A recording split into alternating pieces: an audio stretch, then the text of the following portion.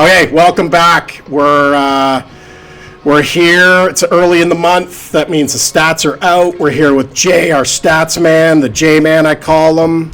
Comes in every day in the office, says "Olot, everybody." Good guy. Deep dive. Lots of interesting things that came out in the stats, and you're going to learn that today. And I would watch to the end because we're going to find out some things that could be very relevant to buyers and sellers. Right. So, Jennifer Gale Real Estate Team, YouTube channel, like and subscribe.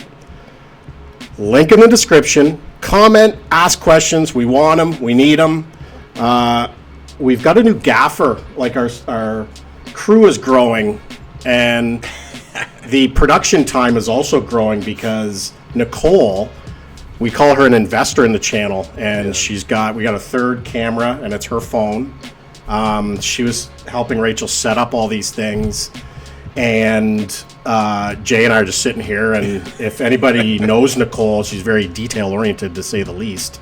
So yeah, it's like perfection, like move this camera up an inch, move it down an inch, got to be perfect. And Jay and I are just sitting here going, okay, let's go. Let's rock and roll. So Jay, you looked at the stats. They came out yesterday. Let's go and let's go. Like, you tell us what you see, what's important. I'll ask some questions and we'll go from there. Sounds good. And as you know, these stats are Woodstock, single family, detached homes. Some information I get from Habistat program, but a lot of them I just investigate myself. So, we get CREA stats and WITAAR stats given to us. A lot of these are deep dives into a lot more detailed than we get from them. So, first off, we're going to go into active listings. Okay. So, it's getting that time of year, almost Christmas time. We do see inventory dropping. This past month, it did drop 14%. So we currently have 154 active listings. And again, detached homes.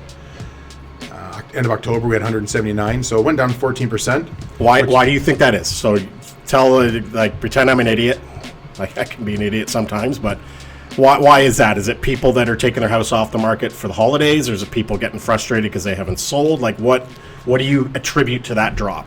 So it's a multitude of things, and there's more stats that show that. One of the big things was there was a lot more sales in November than there was previous month, and also a lot more that were suspended or have expired because end of the month typically happens at the end of the month. But yeah, a lot more sales this month, less listings, and more expireds. Why do you think sales are up? Because I've noticed some of my listings are getting shown a little bit more. Yeah. Had a couple that have sold. Why do you think that is? From last couple of years, my experience is people get happier around Christmas time. Sellers, maybe expectations are a little bit less. They want to move on, want to get into their houses. Maybe a little bit better pricing now. Just what can be one of our takeaways from this is how important it is to price your house correctly to begin with. We had a rate drop in October, correct? Yes, so correct. That could have, I mean, they always say it takes a little bit of time for that to kind of take hold. That might have helped some stability. Yeah, they very well could be. So I generally find people are happier and a little more realistic right now. Yeah. Okay, so I see we got 51 sales in November and 32 in October. So that's a good thing. That's a really good thing. Because that means inventory's going down, which that's you right. said earlier. Yep, with a little fewer new listings the last past month. That's why 19 less more choice, sales, yeah. less choice. Yeah. Okay, so let's go to prices. What are you seeing with the pricing? So actually, average prices, even though we had that drastic increase in number of sales, the average price, it only went up by a little over $2,500. So last month was $614,000 was the average sale price. This month, $616,800. Negligible percentage-wise, yeah. A lot more sales, so it seems to be stable at that price point. And the median actually is usually we don't see it this close to the average.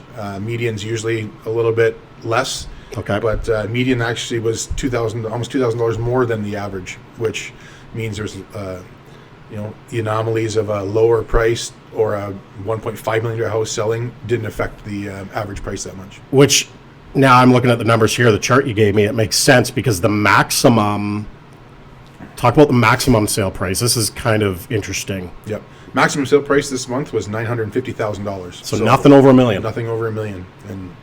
And like 4 years ago, it felt like everything sold for over $1 million. Yeah, that's right. So that median, obviously, the average and the median, I see it as closer because we don't have those big high prices that are pulling the price up. That's right. Necessarily for averages. 100%. Yeah.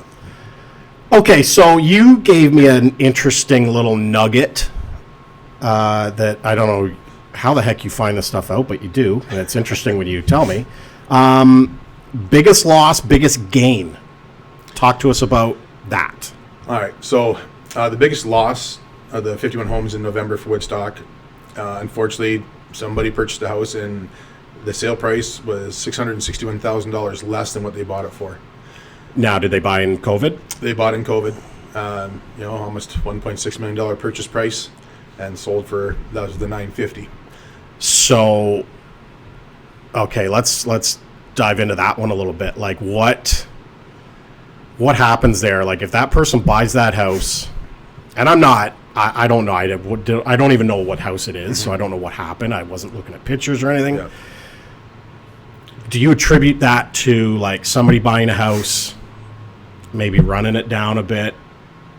Because we've talked about this market being like the best houses sell first. So the ones that show the best, the ones that, present the best with pictures or, staging pools, everything's nice. Yeah. So somebody buys a house during COVID, pays a lot, and then doesn't maintain it up to snuff is probably going to accentuate that loss. It will. This one was actually, ended up being a bank sale. They tried to sell it before it went to a bank sale, which 95% of the bank sales we see happening, somebody has tried to sell it. Yeah. Because they know the writing's on the wall. That's and they're trying to recoup some of their loss. And most time they're still trying to sell and trying to recoup some kind of a profit out of it, but then it ends up turning into a bank sale. So this one unfortunately ended up being a bank sale. Yeah. So paid 1.6, 2022 height of the market.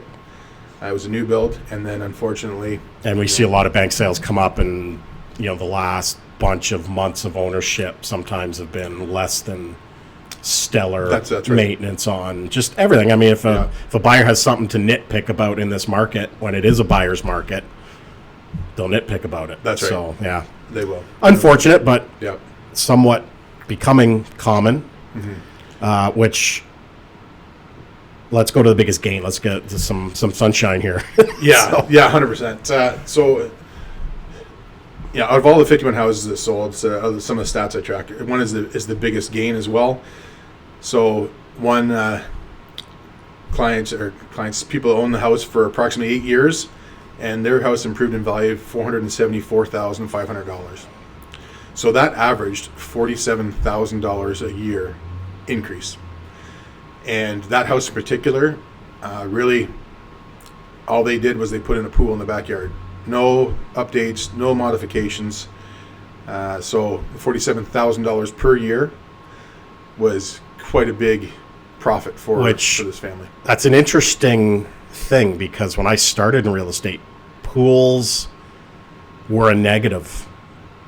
And then it went through a period where pools were kind of like value neutral. Like, you didn't really price something, it's got a pool, so it's $100,000 more. It wasn't. Now I'm finding that pools are getting on the other side of it a little bit. Like they're adding value because so many people are putting them in. Yes. I think the technology's better. It's easier. I don't know if it's cheaper. I doubt it's cheaper, but they just you go into these new subdivisions and it's like every other house seems like they're putting in a pool. Yeah. And it helps. So you got somebody in a specific school zone, they want to be in a specific area of town, and they want a pool, they will tend to pay a little bit more for that because it's got that, it's $100,000 you don't have to spend for it. That's right. Yeah, because it's already done. You don't have to wait. Heard horror stories of people having a hole in their backyard for 3 months waiting for their pool to be installed. Yeah, like some of these companies, it's like a well-oiled machine. They come in and they're just like, it's a couple weeks and it's in. You're swimming. So with that stat, Drew, out of all the 51 houses that sold, the average gain was $7,700 per year. So if somebody bought a house, and some of the stats, I know the longest length of ownership of a house was 59 years. The shortest was 3/4 of a year. So the average gain on all those houses that sold last month was $7,700. So overall, again, we're not just real estate agents trying to push our business, right? But unless you bought in that little time, right, we discussed last month, that little moment in time, which, I mean, in the grand scheme of things, it was just kind of about 2 years. Yes. If you bought outside of that, you're doing good. That's right. Like it's a good investment to make. Yep. Like it just is. It is for sure. Okay, so that was my next question, was going to be average gain. Let's go days on market. What are we seeing right now? And I always liked your days on market because they're not as they're not as they appear. Yeah. Tickets. So this is why it's so important, especially for sellers and buyers, really, to understand actual days on market. So we see the stats come out. You can go on Korea Stats or anybody's stats, and they'll show you for November, average days on market is 32. So if you're going to a seller listing appointment, you're spewing out these stats. Okay, your house should be on the market for 32 days. And actually, the median was 21 if you go by the stats. When you look at each house individually and go to that's history with relists, so somebody's listed their property at a high price, they've had to cancel and relist. When you factor in a total listing time for that listing to sell, the average days on market is actually 69. So if you're an agent, you're going in, you got a listing point, or if you're a seller, like let's look at it from the seller's point of view. Yeah. And you're talking to your agent and you're talking about price and you ask your agent, like, okay, so how long is it going to take to sell? And you say, well, average should be 32 or 30 days or a month, right? Yep. And they're going to say, oh, that's great. Like, you're not doing anybody a service. No. Like the agent or the seller are not.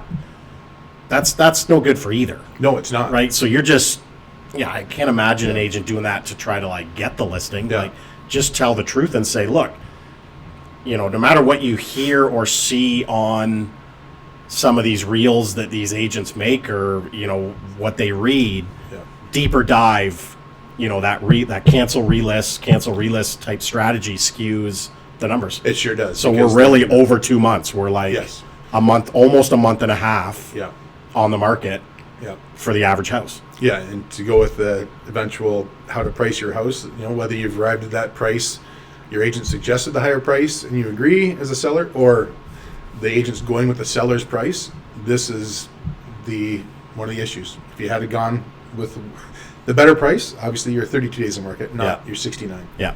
So bank sales, that's a big thing. I think I haven't seen a ton of stuff on the news, but I think the general consensus is bank sales are up, or power sales, so people have lost their house. What's the reality of that? Like, are there a ton out there? Are there not a ton out there? Like, I see the numbers, but I want you to say it. Yeah, so as far as active listings, there's not a lot of active bank sales. The sales for last month of the 51 houses, there was only 3 of them were bank sales. So again, most of them had already been listed, tried to sell before that, but then went gone to the bank sale. So just 3. 6%. 6% of the houses. So not, in my mind, not the numbers we're told is gonna happen. Maybe it will happen in the future. It may build. Yeah. This is an interesting one. Average length of home ownership. So average length of home ownership, we've always heard 5 to 7 years before somebody moves. Of the 51 houses that sold, I usually go by sold data because anybody can list their house, but if it doesn't sell, then it's not true data. Average length of ownership of the 51 houses that sold in Woodstock was 13 years. Huh. So the highest was 59 years. Somebody owned the house for 59 years. That's awesome. One of them actually was, it might even be longer than that, but it didn't show a sale history. It showed it's just like pre-registry office or something. Exactly. And the shortest one was 3/4 of a year. So for whatever reason, somebody's status changed and they had to sell the house within a year. I think my longest I had started, I was a few years in, it was back in 2000, probably 8. It was an older couple down on Brompton, near Brompton Park, and they had bought the house from the builder for $12,000, lot and house, and they sold it in 2008. So they're original owner, little brick bungalow. And I'm at the kitchen table with them, and he was a barber. So it was his lifelong job was being a barber. And I said, oh man, like $12,000, that's awesome. He goes, Drew, keep in mind, it was 5 cents for a haircut back then. Yeah. So like, it's a lot of haircuts. Everything's relative. So it's not, okay. So let's shift gears to some education here. Let's talk about list pricing. How important is it to price your house right to list it? And you've got some numbers here that kind of tell us how important that is. So let's talk about that. Yeah. So we go back into the relists and price decreases. We are seeing quite a few of both of those. Some houses do both. It's very important to have a local, trusted, experienced agent, in my opinion, to price your house right to begin with. Some sellers, don't want to leave any money on the table, which I fully understand. Yeah, nobody does.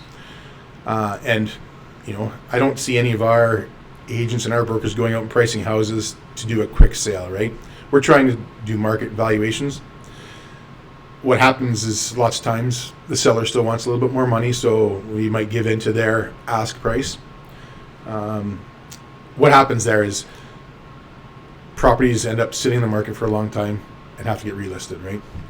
So of the 51 houses that sold, for whatever reason, the original list price didn't work out, 45% of those houses needed to be relisted.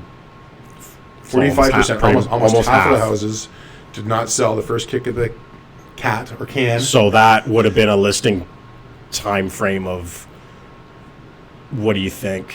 Do we know that number? Like, would that be 30, 60 days on the market, then they relist? Yeah, so... Depends on the agent, I guess, and the strategy they talk about. That's right, yeah. And that's one stat. It's a great stat for me to look at next time, is that stat, is what's the average. What's the original time on market before they... Not necessarily the listing length signed, but when did they decide to switch gears and be like, okay, let's cancel and relist it? Like, right. Sometimes it's 2 weeks, sometimes it's a month, sometimes it's 2 months. Yes. Yeah, I had a listing. Actually, the seller was very realistic. Didn't get much activity. After 2 weeks, we dropped the price.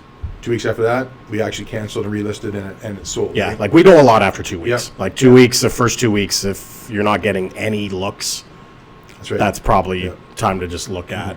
And when we go in and price a house, I would say to any seller, don't necessarily just listen to an agent talk. Like, you should be shown numbers. That's right. And comparables. 100%.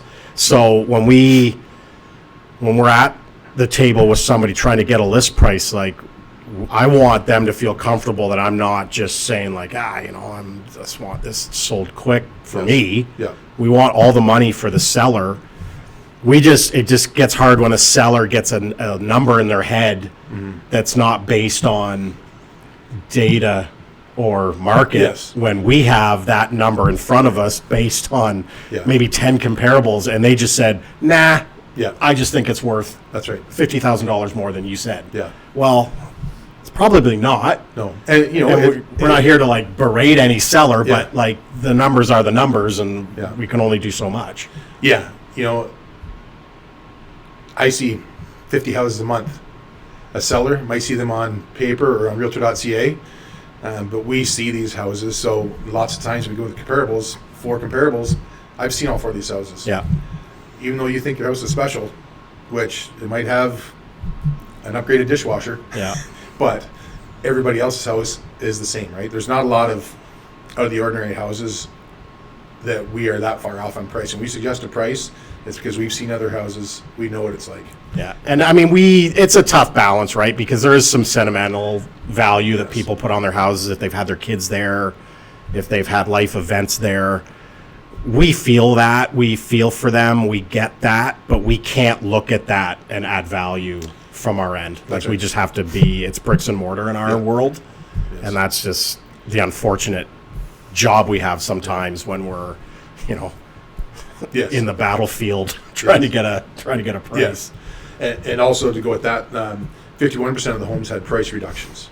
So over half. Over half. Just over half. There's some of those that had both, relist and price reductions, but like over half the houses, and I'll do that stat next time, is probably 75% of the houses had either a price adjustment or a relist. And that's not even, I don't even attribute that to, the seller demanding their price. Yeah. I think you're going to see a lot of price reductions in a market where the market is adjusting, right? Like Yes. if we're just creeping down, our comparables might show a price, and then in the next 2 or 3 months, well, that price range is softened a bit, Yes. and you need a price correction. That's just the nature of the beast. Whereas during COVID, didn't matter. No, Just it didn't list it or whatever, and the market will bid it up like almost like an auction, and Yes. that's the way it is. Yeah.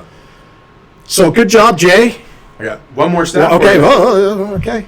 So to talk about the importance of pricing, relisted properties. If you look at the initial list price Okay. compared to the actual end result for November, the average sale price was 14% below the initial asking price. Okay. So Say that again. all the 43% of the houses, 45% of the houses that relisted, Yep. their eventual sale price ended up being 14% below the original ask price. Okay. All right, so that's a huge difference compared to properties that listed with no relisting, so listed at the correct price, whether it's suggested by the agent or whatever. It sold for 2% below list price. There you go. So, you want your sale price. You don't agree with your local Jennifer Gale Team real estate agent for your listing appointment. That shows you right there. If you're not in agreement and you're not trusting your realtor, you have the chance of leaving a lot of money on the table. Yep. And plus, that leads to a lot longer on the market as well. Price your house. Price your house. Right.